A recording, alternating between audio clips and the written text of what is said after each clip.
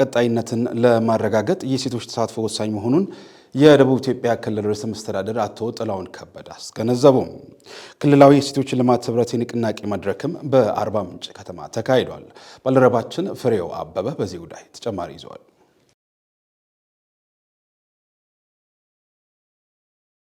የሴቶች የልማት ህብረት ለክልላዊ ኢኒሼቲቮች ያላቸው ሚና የጎላ ነው በሚል መሪ ቃል በተዘጋጀው ክልላዊ የሴቶች ልማት ህብረት የንቅናቄ መድረክ ላይ መልእክት ያስተላለፉት የደቡብ ኢትዮጵያ ክልል ርዕሰ መስተዳድር አቶ ጥላሁን ከበደ የልማት ፍትሃዊነትና ቀጣይነትን ለማረጋገጥ የሴቶች ተሳትፎ ወሳኝ መሆኑን ገልጸዋል።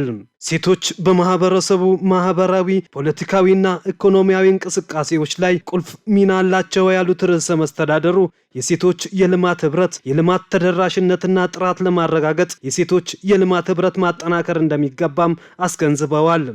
ከልማትና ከተጠቃሚነት አኳያ የፍትሃዊነት ጉዳይና ቀጣይነት ጉዳይ በሁሉም መስክ ጥያቄ ስለሚነሳ ፍትሃዊነትና ቀጣይነትን ለማረጋገጥ የሴቶች ተሳትፎ በእጅጉ ወሳኝ ስለሆነ ችግርን ለመጋፈጥ ለመሻገር ብልሃት አዳዲስ ሀሳቦችን በማፍለቅ ሴቶች እጅግ በጣም ውጤታማ ስለሆኑ በእነኚህ ጉዳዮች ሴቶችን በተለይ የልማት ህብረትን በአዲስ መልክ አደራጅተን መቀጠል ለክልላችን የብልጽግና ተምሳሌት ወሳኝ ስለሆነ ራስ አሸንፎ በስኬት ጎዳና መሄድ የሚቻለው የሴቶችን የልማት ህብረት ማጠናከር አስፈላጊ በመሆኑ በመጀመሪያ ሴቶች ላይ ትኩረት እናድርግ ብለን ወስነን የተንቀሳቀስንበት አግባብ ለማንሳት ነው።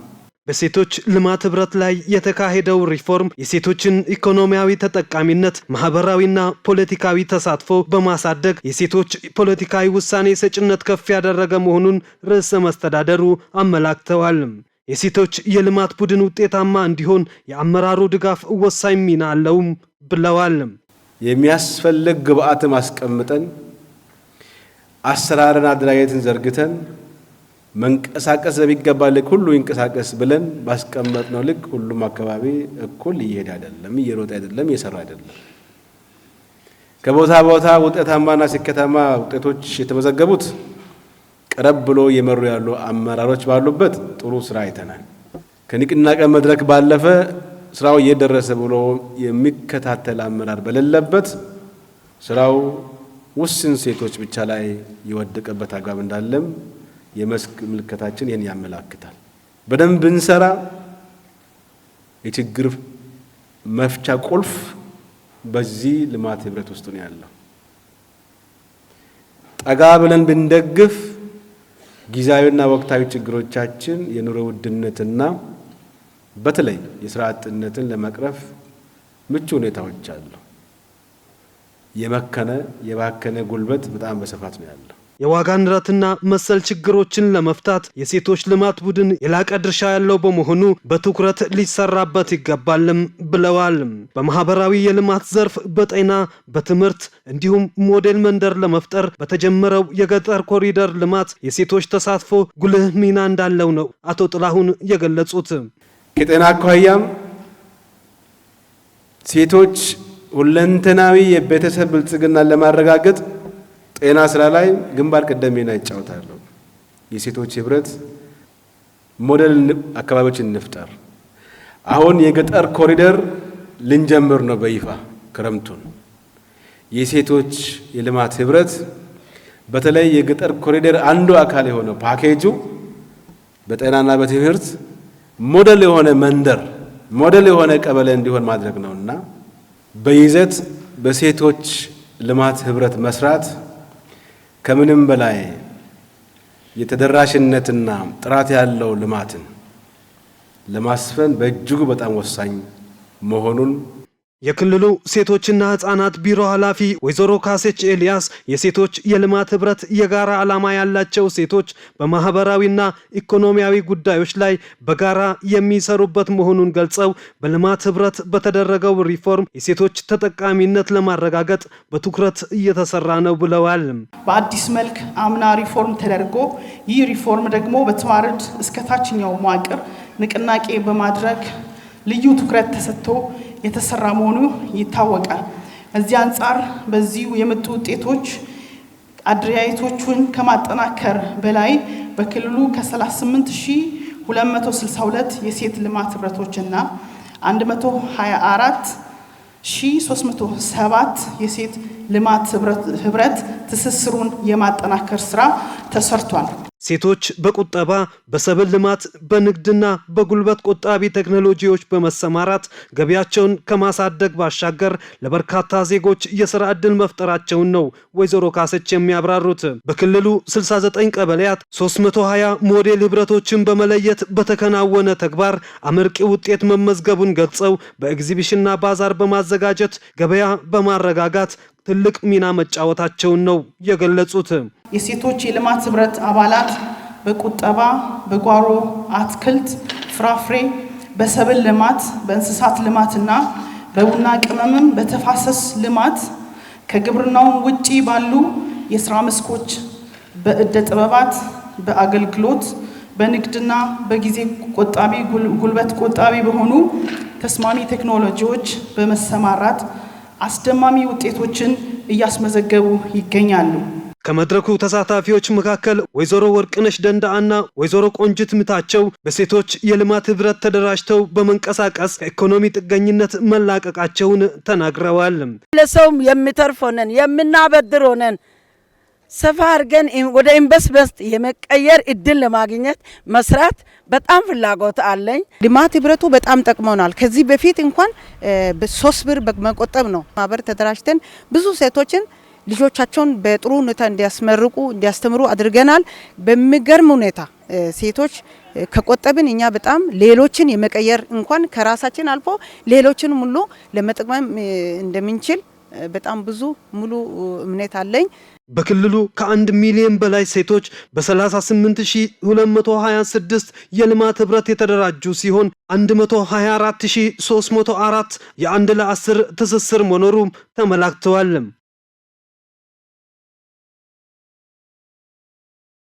በዘንድሮ የበልግ እርሻ የተሻለ ምርት እንደሚጠበቅ የጋሞ ዞን ዋና አስተዳዳሪ ዶክተር ደምሴ አድማሱ ገለጹ። በዞኑ ከ2 ሄክታር በላይ የበቆሎ ሰብል በኩታ ገጠም መልማቱም ተመላክቷል። ባልደረባችን መስፍን ባንጃው በዚህ ጉዳይ ተጨማሪ አለው። የጋሞ ዞን ዋና አስተዳዳሪ ዶክተር ደምሴ አድማሱ የተመራ ልዑክ በቦረዳ ወረዳ መኑካ ቀበሌ የዘፍኔ ቁጥር 1 የበቆሎ ክላስተር ጎብኝተዋል። ከቀበሌው አርሶ አደሮች መካከል አቶ ጠጁ ተስፋውን እና አቶ ካሳሁን መብራት እንዳሉት በኩታ ገጠም እርሻ ምርትና ምርታማነታቸውን እያሳደጉ መሆኑን ይገልጻሉ። እርሻ ከክስካሴው ጀምረን እስከ ዘር አብረን ነው እየተመካከርን የምንዘራው። ከሰብሉ የሚሰበሰበውም አንድ ላይ ነው። ሁላችንም በትብብር ነው እየሰራን ያለ ነው። ዘንድሮ ግን ከታቀደው በላይ ከአምናው በላይ እስከ 60 ምናምን ኩንታል በሄክታር እናገኛለን ብለን አቅደን ያለ ነው። እዚህ ያለው ችግር ትንሽ የገበያ ትስስር አለመፈጠሩ ነው። የገበያ ትስስር ያስፈልገናል። የመንገድ ችግር አለ። እኛ ድሮ ስናርስ ስናዘምር እንደዚህ አልነበረም። አተራረሳችን የበቆሎ ለዛ እንደዚህ አልነበረም። ክላስተሩ ግን ከመጣ እንደተባለው ይህ 1 ኩንታል ዳብና 1 የረጢት ዩሪያ ጨምረን ከዘራ ነው ወዲህ የበቆሎ ለዛ ለብቻ ነው፣ አያያዙም ለብቻ ነው። የሚሰጠው ጥቅምም በጣም ጥሩ ነው። በጣም ምርታማና ያረጋና የአርሶ አደሩ የግብዓት አጠቃቀም ግንዛቤ እያደገ መምጣቱን የገለጹት የጋሞ ዞን ዋና አስተዳዳሪ ዶክተር ደምሴ አድማሱ በምርት ዘመኑ የተሻለ ምርት እንደሚጠበቅ ጠቁመዋል። በሁሉም በዞናችን ባሉ ወረዳዎች እና ቀበሌዎች ባልተለመደ ሁኔታ ምርትና ምርታማነትን ለመጨመር የተሰሩ ያሉ ስራዎች በጣም አበረታች ናቸው። በዚህ በቦረዳ መኑካ አሁን ያየነው ክላስተር የበቆሎ ክላስተር በጣም እጅግ አበረታች ነው። ካለፈው ብዙ ትምህርት ባለፈው ያላወቁት ነገር በዚህኛው በክላስተር አስተራረስ በቡድን በጋራ ሆኖ ሲሰሩ ከምርታማነትም አንፃር ገበያ ከማቅረብም አንፃር ግብዓትን ከመጠቀምም አንፃር ያሉ ነገሮች የባለሙያም ድጋፍ በአንድ ጊዜ በተመሳሳይ ሰዓትና ቦታ የባለሙያ ድጋፍ የሚያደርግበት ስርዓት ፈጥሮላቸዋልና ይሄን ቀደም ሲል ይመረት የነበረውን ምርታማነት አሁን በሄክታር ከ60 በላይ እንጠብቃለን የሚል ሲናገሩ ሰምታችኋል። ለአርሶ አደሩ የገበያ ትስስር በመፍጠር ረገድ አስፈላጊው ዝግጅት መደረግ እንዳለበትም አስገንዝበዋል። በዞኑ በበልግ ወቅት 35,000 ሄክታር የሚጠጋ ማሳ በበቆሎ ሰብል ለማልማት እቅድ ተይዞ ሙሉ በሙሉ ማሳካት መቻሉን የገለጹት የጋሞ ዞን ግብርና መምሪያ ኃላፊ አቶ ማገሶ ማሾሌ ናቸው። ከ2,000 ሄክታር በላይ የበቆሎ ሰብል በኩታ ገጠም መልማቱን የገለጹት አቶ ማገሶ ከማሳ ዝግጅት ጀምሮ ለአርሶ አደሮች በተደረገው ድጋፍና ክትትል የተሻለ ምርት እንደሚጠበቅም አመላክተዋል። በጋሞ ዞን አጠቃላይ በ2017 በልግ ወቅት በበቆሎ እንደ ዞን ከ34,800 በላይ ወይም 35,000 ገደማ ለማልማት ከታቀደው ከ35,000 በላይ ሄክታር በመልማቱ ከ100% በላይ የግባችን አሳክተናል። ከዚህም ውስጥ 50% በላይውን በክላስተር ወይም በኩታ ገጠም ለማልማት ግብ ከተጣለበት ከ60% በላይ ነው እንደ ዞናችን ያሳካ ነው። ከ22,000 በላይ ሄክታር በኩታ ገጠም ለምቷል ማለት ነው። በተለየ ሁኔታ ዘንድሮ የመራ ነው ክላስተር ስራችን በጣም የተሳካ እንደሆነና ቅድመ ምርት ትንበያውም ስንመለከት የሰብሉ ቁመና እጅግ በጣም የተሻለ በመሆኑ ምክንያት በክላስተር እንደ ዞን ከፍም ዝቅም የሚል ስለሚኖር በአማካይ 40 ኩንታል ያቅድን ቢሆንም እዚህ አሁን 52 ኩንታል በሄክታር ለማግኘት ነው ግብ ያስቀመጡትና እንደሚሳካም የምርት ቅድመ ትንበያው ያሳያል። እንግዲህ ካቀድነው በላይ ምርት ማሰባሰብ የምንችልበት እድል የሚሰጥ ወቅት እንደሆነ ነው ማየት የቻልነው። የከተሞች ደረጃ መሻሻል በዘመነ መንገድ እንዲያድጉ የጎላ አስተዋጽኦ እንደሚያበረክት ተገለጸ። በጋሞ ዞን ቦረዳ ወረዳ የስፍኔ ከተማ ይፋዊ የከተማ አስተዳደርነትና የእውቅና ስጣት መርሃ ግብር ተከናውኗል። መስፍን ባንጃው የደቡብ ኢትዮጵያ ክልል ከተማና መሰረተ ልማት ቢሮ ኃላፊ አቶ ብርሃኑ ዘውዴ በክልሉ 29 በመቶ የሚሆነው ሕዝብ በከተማ እንደሚኖር ጠቁመው ሽፋኑን 40 በመቶ ለማድረስ በትኩረት ይሰራል ብለዋል። ባደጉ ሀገራት ስንወስድ ከ90% በላይ ሕዝብ በከተማ ነው የሚኖረው። ወደ ሀገራችን ሲመጣ ደግሞ እጅግ ገና ነው። የክልላችንን እንኳን ወስደን ብንመለከት 29% ሕዝብ በከተማ ይኖራል አሁን ላይ። በቀጣይ አጭር ዓመታት ውስጥ የክልላችን ሕዝብ በከተማ የሚኖር ቁጥር ከ140% በከተማ እንዲኖር ለማስቻል እቅድ አውጥተን እየሰራን እንገኛለን። ዜጎች የተሻለ ማህበራዊ አገልግሎትን እንዲያገኙ የከተሞች ፈርጅ ለውጥ አስፈላጊ መሆኑን ያስገነዘቡት አቶ ብርሃኑ የስፍኔ ከተማ በተደረገው ጥናት መሰረት ቅድመ ሁኔታዎችን በማሟላት የፈርጅ ለውጥ እውቅና ተሰጥቷል ብለዋል።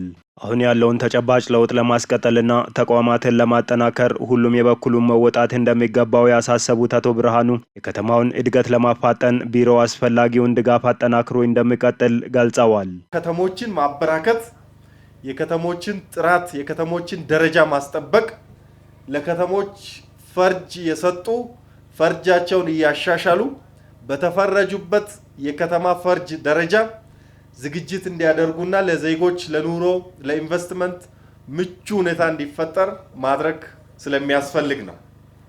ስለሆነም ዛሬ በክልላችን እውቅና ካገኙ ከተማ አስተዳደሮች ዘፊነ አንዷ ሆናለች።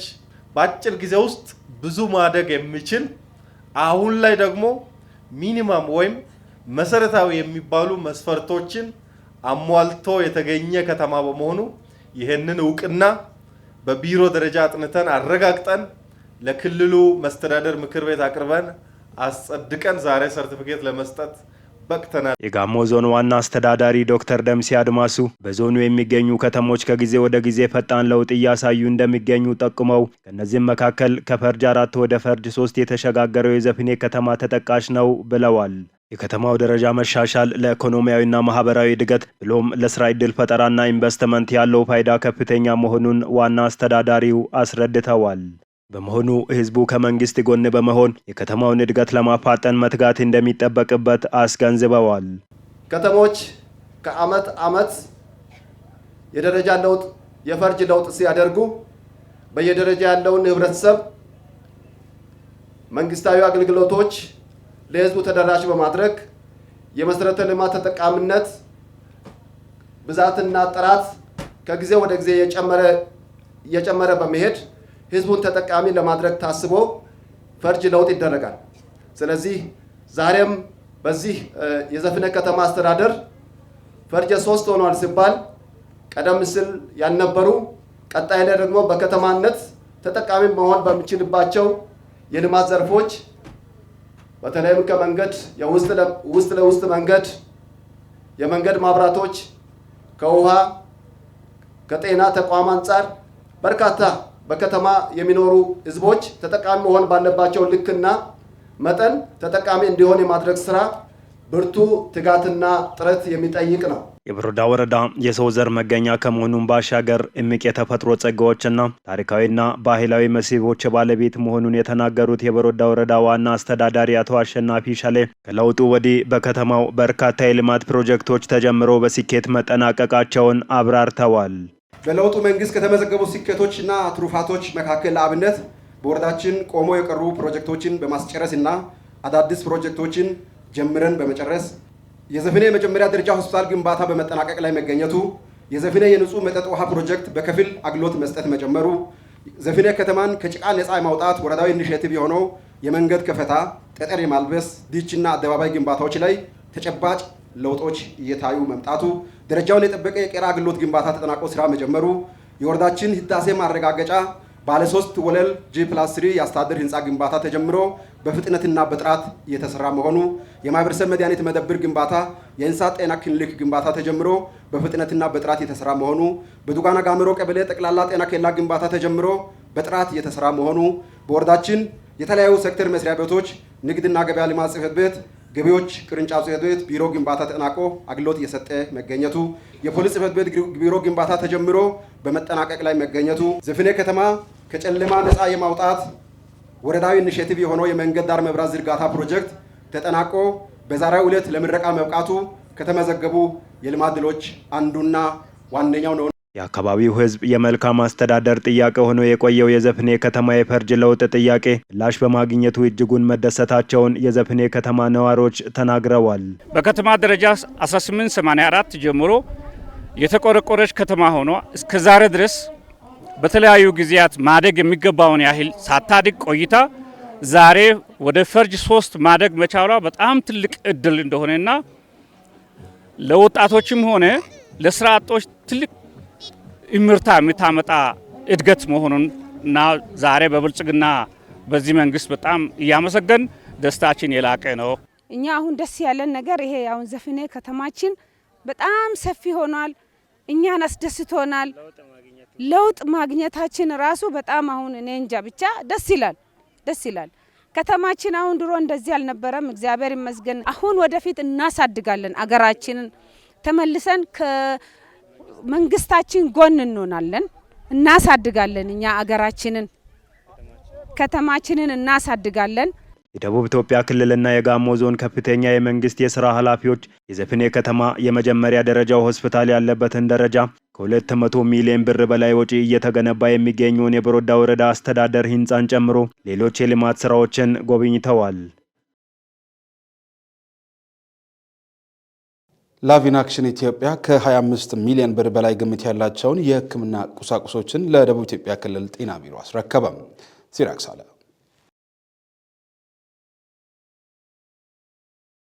የደቡብ ኢትዮጵያ ክልል ጤና ቢሮ ቲቢ፣ ስጋ ደዌና ሌሎች የሳምባ በሽታዎች ፕሮግራም አስተባባሪ አቶ ታዴዎስ ጤና ድጋፉ በክልሉ ለሚገኙ 4 ዞኖች የተበረከተ ሲሆን የሳምባና ተዛማጅ በሽታዎች ሕክምና ላይ የጎላ አበርክቶ ይኖረዋል ብለዋል። ከዚህ ቀደም ካሉት የሕክምና መሳሪያዎች በእጅጉ የተሻለና የትኛውንም አይነት የሳምባ ችግር መለየት የሚችል ማሽንና ቁሳቁስ መሆኑን የገለጹት አቶ ታዴዎስ በክልሉ ችግሩ ጎልቶ ለሚታ ይባቸው ለኮንሶ፣ ቡርጂ፣ ኮሬና ጎፋ ዞኖች መበርከቱንና ዋጋቸውም ከ25 ሚሊዮን ብር በላይ እንደሚገመት ተናግረዋል። ይሄ ማሽን ጥቅመታው ምንድነው? ከሌሎች በጤና ተቋማት ደረጃ ለምርመራ ከሚያውሉ ማይክሮስኮፖች በጣም የተለየ ነው። ሌሎች ለምሳሌ ዚልነርሰንና ኤፒኤም ማይክሮስኮፕ የሚባሉ አሉ። እነዚያ 60% ሚስ ያደርጋሉ። ይሄ ደግሞ 90% የቲቢ ባክቴሪያ የማግኘት እድል አለውና ይሄ ድጋፍ የህብረተሰባችን በተለይ ከቲቢ ጋር ተያይዞ ያለው የህብረተሰባችን የጤና ችግር በሚገባ ይፈታል ብለን ነው የምናስበው። የላቭ ኢን አክሽን ኢትዮጵያ ስራ አስኪያጅ አቶ አክሊሉ ገብረ ሚካኤል መንግስት ብቻውን ሊደርስ ባልቻለባቸው ጉድለቶች በመደጋገፍ ህብረተሰቡን ማገዝ እንደሆነ የገለጹት ስራ አስኪያጁ ድጋፉ ፕሮጀክቱ በተጀመረባቸው ዞኖች የሚኖረው ውጤታማነት ታይቶ በቀጣይ ወደ ሌሎችም ሊሰፋ እንደሚችል ጠቁመዋል። በ497 ወረዳ በ10 ክልሎች በትምህርት፣ በጤና፣ የኢኮኖሚ አቅም ማጠናከር እንዲሁም በሌሎችም የኢመርጀንሲ ስራዎች ላይ በሰፊው ተሳትፎ ያደርጋል። እስካሁን 1.5 ሚሊዮን አካባቢ ህዝብ በቀጥታ ተጠቃሚ እንዲሆን እድል ፈጥሯል። ባለሙያችን ማዕከል ያደረገ የተለያዩ ስልጠናዎችን እየሰጠን ነው። የሜንተሪንግ አገልግሎቶች እየሰጠን ነው። ዛሬ ደግሞ ያንን አገልግሎት ባልተማከለ መንገድ በታችኛው የጤና መዋቅር ውስጥ ለማስጀመር እና ለማስፋት የማቴሪያል ድጋፍ ያደረግን የላቭ ኢን አክሽን ኢትዮጵያ የቲቢ ሪች ፕሮጀክት ማናጀር የሆኑት ሙሉጌታ ዳልቦ የተደረገው ድጋፍ ከመተንፈሻ አካል ህመም ጋር ተያይዞ በአካባቢዎቹ የሚስተዋለውን የህብረተሰቡን ችግር በእጅጉ የሚያቃልል ነው ብለዋል። በእነዚህ አካባቢዎች በአንድ ዓመት ውስጥ ከ130 ሺህ በላይ የሚሆኑ የችግሩ ተጋላጭነት ያለባቸውን የህብረተሰብ ክፍሎችን ለመድረስ እየተሰራ መሆኑን የገለጹት ተመራማሪው የእነዚህ ቁሳቁሶች ስርጭት በእነዚህ ዞኖች ያለውን የቲቢ እና ሌሎች ስር የሰደዱ የመተንፈሻ አካላት ልየታና ህክምናን ወደ 98% ለማድረስ ያለመ ፕሮግራም መሆኑን ጠቁመዋል። የተደረገው ድጋፍ ህብረተሰቡ ወደ ሩቅ በመሄድ ሳይጉላላ ባለበት ሆኖ በጤና ኬላዎችና ጤና ጣቢያዎች መረዳት እንዲችል የሚያደርግ መሆኑን ተናግረው ለዚህም ቀደም ተብሎ ለጤና ኤክስቴንሽንና ለጤና ባለሙያዎች ስልጠና መሰጠቱን ገልጸዋል። የሳምባ ባክቴሪያ ሳይገኝ ሳምባ የሚታሙ ሰዎች አሉና እነዚህ በሽታዎችን የመለየት ስራ በ130 ሺህ የሚሆኑ ሰዎችን የልየታ ስራ ለማካሄድ በአንድ ዓመት ፕሮግራም ውስጥ ነው የያዝነው። የዚህ ዓላማ ምንድነው? በተለይ እነዚህ ምርመራዎች ከዚህ በፊት በከፍተኛ ስፔሻሊስቶች ነው ምርመራው የሚደረገው። በጤና ኤክስቴንሽኖች ደረጃ በስፋት አይሰራም። ስለዚህ ይሄን አገልግሎት ለማግኘት ሰው ደግሞ ረጅም ርቀት መሄድ የለበትም። በምክትል ርዕሰ መስተዳድር ማዕረግ የወላይታ ሶዶ ክላስተር አስተባባሪና የፋይናንስ ቢሮ ኃላፊ አቶ ተፈሪ አባተ የሕክምና ቁሳቁሶችን ለዞኖቹ አስረክበውና አመስግነው ቅንጅታዊ አሰራሩ ተጠናክሮ ሊቀጥል እንደሚገባ አሳስበዋል። ድጋፍ የተደረገላቸው ዞኖችም ከመተንፈሻ አካል ህመም ጋር ተያይዞ በአካባቢዎቹ የሚስተዋለውን ችግር ለመቅረፍ በእጅጉ እንደሚያግዝ ገልጸዋል። ይሄ በተለይ በዞናችን ያለው የቲቢ ምርመራ ሽፋንን በከፍተኛ ሁኔታ ያሳድጋል። በዛው በተለይ በአስም በሽታ ምርመራ ላይ ያለውን ተግዳሮት በከፍተኛ ሁኔታ ይፈታል። ድጋፉን በተመለከተ እጅግ በጣም ድርጅቱን ለማመስገን ይፈልጋለሁ። ይሄ ደግሞ ለህብረተሰቡ በጣም ወሳኝ ስራ ይሰራል። ለህብረተሰቡ በጣም ጥሩ ውጤት ያመጣል የሚል እምነት አለን። ባለፉት የለውጥ ዓመታት የፕሮጀክቶች ግንባታን በጥራትና በፍጥነት ከማጠናቀቅ አኳያ አመርቂ ውጤቶች መመዝገባቸውን የገንዘብ ሚኒስትር አቶ አህመድ ሺዴ ገለጹ። ሚኒስተሩ የተሟላ ማክሮ ኢኮኖሚ ማሻሻያ አፈጻጸምና በሌሎች ኢኮኖሚያዊ ጉዳዮች ዙሪያም ማብራሪያ ሰጥተዋል። ባልደረባችን ንጋቱ ይስሐቅ በዚህ ጉዳይ ተጨማሪ ይዛለች። አቶ አህመድ ሺዴ በማብራሪያቸው ባለፉት የለውጥ ዓመታት የመንግስት ፕሮጀክቶች አፈጻጸም በፍጥነትና በጥራት በከፍተኛ ደረጃ ማደጉን ተናግረዋል። በዚህም በመንገድ ፕሮጀክቶች አፈጻጸም አመርቂ ስራዎች መከናወናቸውን ጠቁመው በአሁኑ ወቅት ከ22000 ኪሎ ሜትር በላይ የመንገድ ፕሮጀክት መገንባት ላይ መሆኑን ገልጸዋል። ባለፉት 7 ዓመታት የመንግስት የፕሮጀክቶች አፈጻጸም ፍጥነትም ጥራትም በከፍተኛ ደረጃ ነው ያደገው። በዚህም ሰፊ የልማት ውጤት ነው የተሰራው ማለት ነው። የመንገድ የፕሮጀክቶች አፈጻጸም በጣም ጥሩ ነው ያለው። አብዛኛው የመንገድ ፕሮጀክቶች በጥሩ አፈጻጸም ደረጃ ነው ያሉት። ስለዚህ በዚህም የመንገድ ዘርፍ ልማት ዘርፋችን ከ22000 ኪሎ ሜትር በላይ በአሁኑ ሰዓት የተገነባ ያለበት ሁኔታ ነው ያለው። ይህም መንግስት ለዚህ ሴክተር በጣም ከፍተኛ ትኩረት ሰጥቶ የሰራው መሆኑን የሚያሳይ ነው። በመስኖ ልማት ረገድም የተሻለ አፈጻጸም መመዝገቡን ሚኒስትሩ አንስተው የተጀመሩ ፕሮጀክቶችን ለማጠናቀቅ እየተሰራ መሆኑን ተናግረዋል።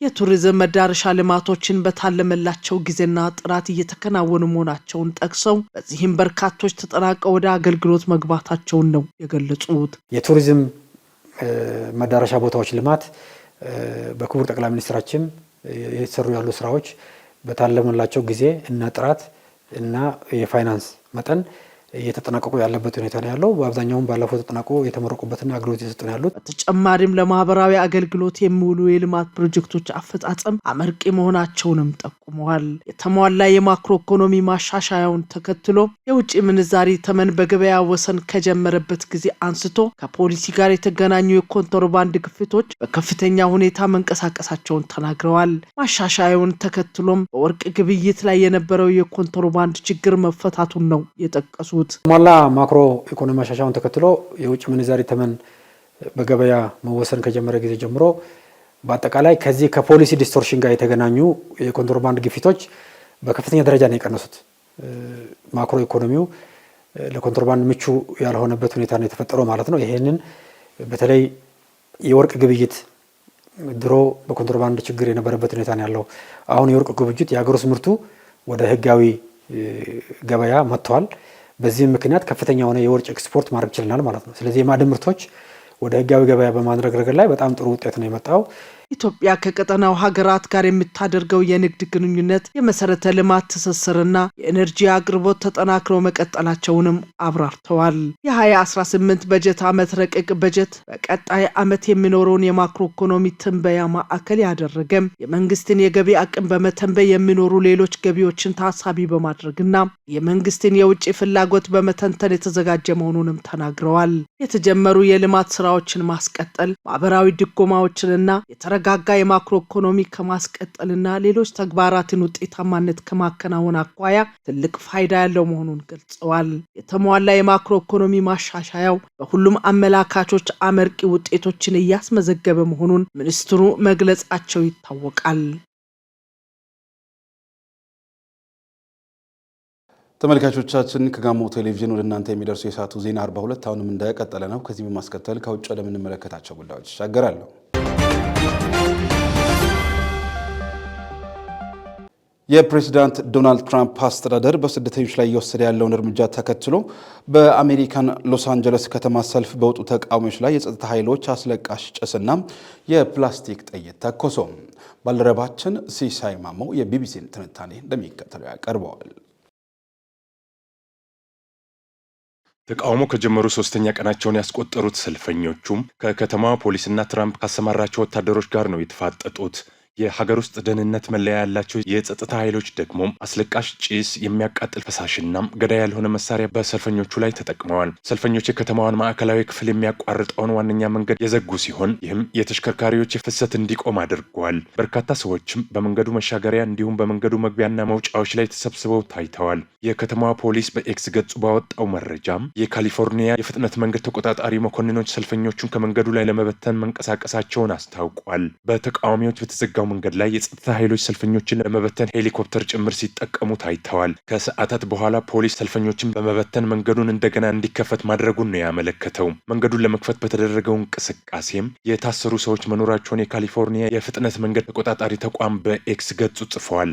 የተለያዩ የከተማዋ ጎዳናዎች ሰልፈኞች የሚያቀጣጥሏቸው ርችቶችና የጸጥታ ኃይሎች የሚጠቀሙት መሳሪያ ድምጾች ሲስተጋቡባቸው ነው የዋሉት። በአንድ የከተማዋ ክፍል ንብረትነታቸው ዋይሞ የተባለ የትራንስፖርት ኩባንያ የሆኑና ሰው አልባ የኤሌክትሪክ ተሽከርካሪዎች ተቃጥለው ታይተዋል። ተሽከርካሪዎቹ በቃጠሎ ሙሉ በሙሉ ነው የወደሙት። በዚህ የተነሳ የታክሲ አገልግሎት አቅራቢው ዋይሞ በሎስ አንጀለስ ዳውንታውን የሚሰጠውን አገልግሎት አቋርጧል። ፕሬዚዳንት ዶናልድ ትራምፕ ትሩዝ በተሰኘው ማህበራዊ ሚዲያ ገጻቸው ባሰፈሩት ጽሁፍ ሰልፈኞቹን የተከፈላቸው አማጺዎች በማለት ጠርተዋል። ነገር ግን ፕሬዚዳንቱ ለዚህ ወንጀላቸው ማስረጃ አላቀረቡም። የሎስ አንጀለስ ፖሊስ በበኩሉ ተቃዋሚዎች ዳውንታውን አካባቢ በአፋጣኝ ለቀው እንዲወጡ ነው ያሳሰበው። ነዋሪዎች፣ ነጋዴዎችና ጎብኚዎች ከማንኛውም የወንጀል እንቅስቃሴ እንዲጠነቀቁና ሪፖርት እንዲያደርጉ አሳስበዋል። የሎስ አንጀለስ ከተማ ከንቲባ ካረን ባስ በሰጡት መግለጫም አሁን በከተማው እያየን ያለነው ቀውስ በአስተዳደሩ የተቀሰቀሰ ነው ብለዋል። የአስተዳደሩ እርምጃዎች ፍርሃትና ድንጋጤ እንደፈጠሩም ነው ከንቲባዋ የተናገሩት። የፌዴራል ወታደሮችን ማሰማራት አደገኛ እርምጃ እንደሆነ የገለጹት ካረን የሎስ አንጀለስ ሰዎችን እንዲያውቁት የምፈልገው ለሁሉም እንደቆምን ነው፣ የተወለዳችሁት የትም ቢሆን ሲሉ ተደምጠዋል። ቢቢሲ እንደዘገበው። ክቡራትና ክቡራን ተመልካቾቻችን ከጋሞ ቴሌቪዥን ለሰዓቱ እናንተ ሲደርሱ የነበሩ ዜና 42ን ከማገባደዳችን አስቀድመን አርዕስተ ዜናዎቹን በድጋሚ እናስታውሳቸው። የልማት ፍትሐዊነትና ቀጣይነትን ለማረጋገጥ የሴቶች ተሳትፎ ወሳኝ መሆኑን የደቡብ ኢትዮጵያ ክልል ርዕሰ መስተዳድር አቶ ጥላሁን ከበደ አስገነዘቡ። በዘንድሮ የበልግ እርሻ የተሻለ ምርት እንደሚጠበቅ የጋሞ ዞን ዋና አስተዳዳሪ ዶክተር ደምሴ አድማሱ ገለጹ። ከውጭ የፕሬዝዳንት ዶናልድ ትራምፕ አስተዳደር በስደተኞች ላይ እየወሰደ ያለው እርምጃን ተከትሎ በአሜሪካን ሎስ አንጀለስ ከተማ ሰልፍ በወጡ ተቃዋሚዎች ላይ የጸጥታ ኃይሎች አስለቃሽ ጭስና የፕላስቲክ ጥይት ተኮሱ የሚሉት የሰዓቱ አበይት ጉዳዮች ነበሩ። ከሀገር ውስጥና ከባህር ማዶ የመረጥናቸውን መረጃዎች ወደ እናንተ እያደረስኩ ከእናንተ ጋር ቆይታ ያደረግኩት እኔ ዮሐንስ ባይሳ ነበርኩ። በቀጣይ ስፖርታዊ መረጃዎች ወደ እናንተ ይደርሳሉ። ጤና ይስጥልን።